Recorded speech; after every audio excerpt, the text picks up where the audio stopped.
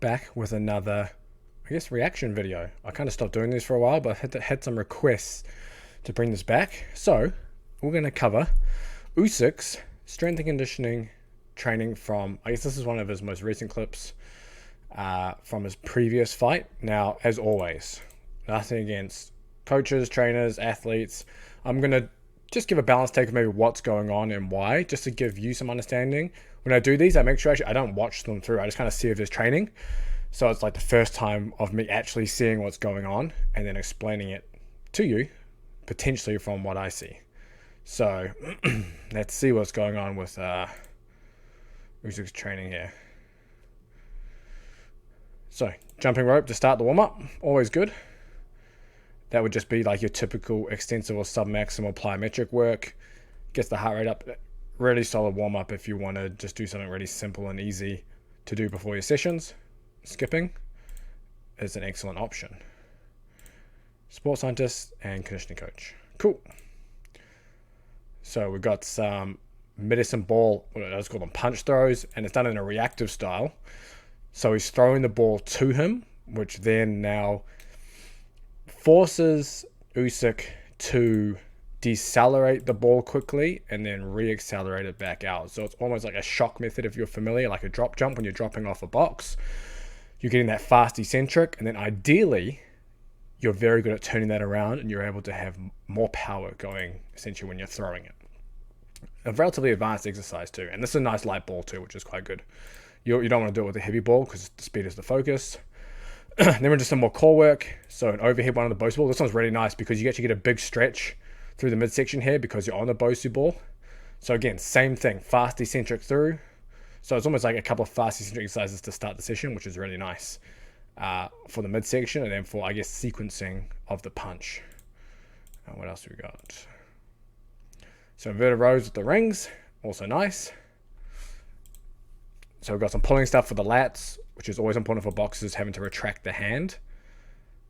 And now let's go back to this one. So it was like a jump, split squat jump into a medicine ball throw. I will say, I like the medicine ball throw. I'm not sure about the split squat jump beforehand. Typically, if you're going to combine two, it kind of needs to be some intent. Like if you're jumping, there has to be some intent behind it, unless you're doing some kind of submaximal extensive circuits. But some intent behind it to kind of overload to get the adaptation, because that just kind of looks like it's kind of just standing up, if you know what I mean. But regardless, throws good. This one is always a controversial exercise. It's definitely West Side inspired. I guess they just call it like belt marching or belt squat marching. They do it on the machine here. Actually quite nice just for working the hips. And I guess you could say it's like single leg work generally. And you guess you could call it muscular endurance if you wanted to, but cool, nothing wrong with that. It's quite good. They're into like a Bulgarian split squat. What would you call it? Like a reactive, I don't know, whatever. We don't call it anything. But this is, you actually often see this if you watch training clips. You actually often see this in soccer used a lot. It's quite nice. So essentially you are training reactive ability of the, I guess, the tendons in the ankle. But the main thing is you're having to get on and off the ground really fast. So you got a few different things going on here. First, you got the, I guess you could call it stretch shortening cycle. You're able to better use elastic energy. On top of that, you have activation relaxation because you have to be able to hit the ground, bounce, relax, get back on to facilitate the speed. And then you've also got the multi-directional component. It's often used within some systems as almost like a pre-tension, I guess, coaching kind of exercise.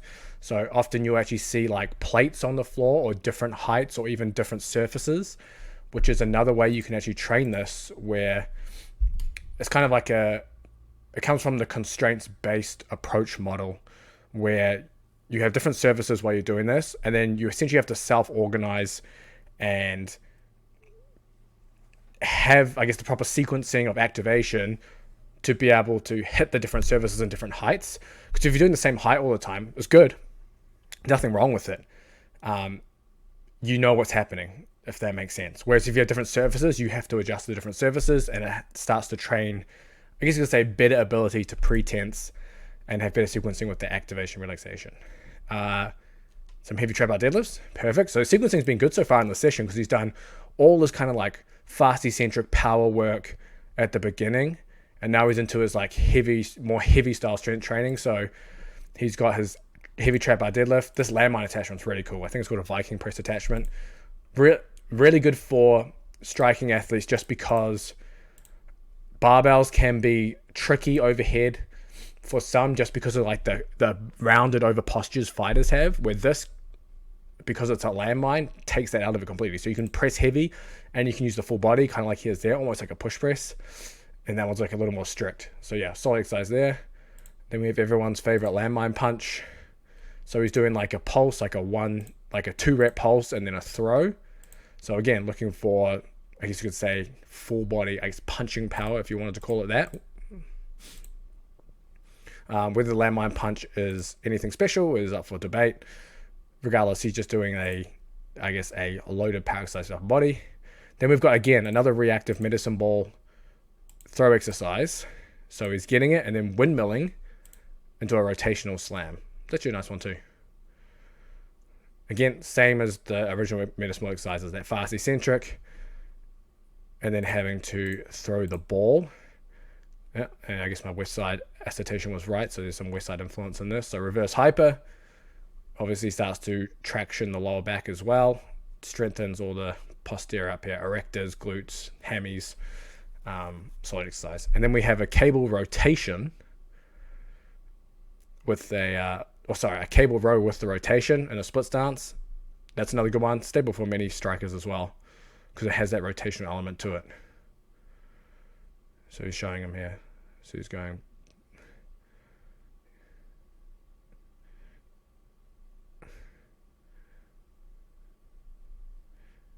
Okay.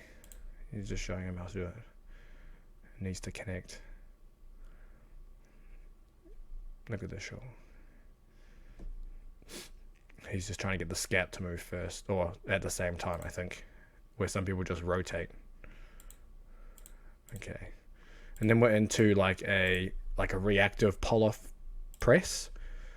So with the bands, again, another, I guess you could say, core exercise to be able to ideally improve rate of force development of that trunk. What else we got going on? Is that it? I think there's more. It's a big session. So now we've got like a kettlebell drag through in that plank position, more of a shoulder. This must be his shoulder care circuit, maybe near the end, because we have this little plank pull through, and then we have like a half kneeling bottoms up kettlebell press.